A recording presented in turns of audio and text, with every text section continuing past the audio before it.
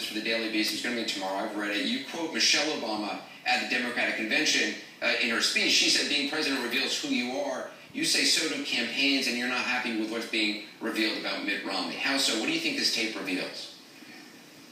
Well, there's a lot of us who have been waiting for a long time for some seminal moment for Mitt Romney to reveal his character. And unfortunately, I'm afraid that this tape is exactly what that does, but not in the way that we'd hoped for.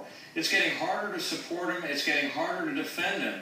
I talked a lot about how I remember in September 2000, things were difficult, the dark days of September, and it was easy to bounce back. But when you start casting off half the country as victims, that causes a lot of pause for independents and people like me who crossed the line in the mid-'90s to join the Republican Party because of ideas like compassionate conservatism.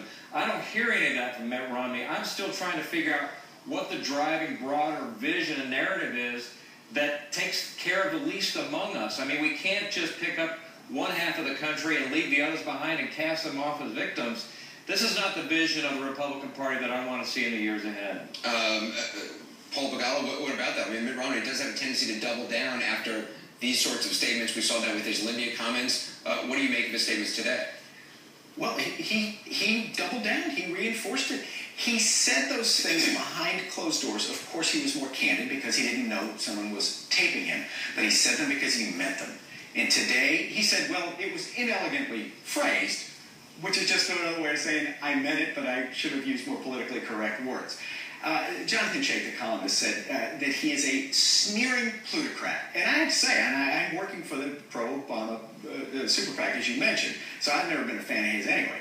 But this is really, it's a dramatic revelation of who the guy is. I think McKinnon is exactly right. And the contempt that he has for people who have earned Medicare, earned Social Security, earned veterans benefits, for people who are struggling to lift themselves and their children out of poverty. They should be heroes in any politician's narrative, Republican or Democrat. And this really sneering contempt he has for them, it's really quite ugly. Alice, I mean, there's 47% of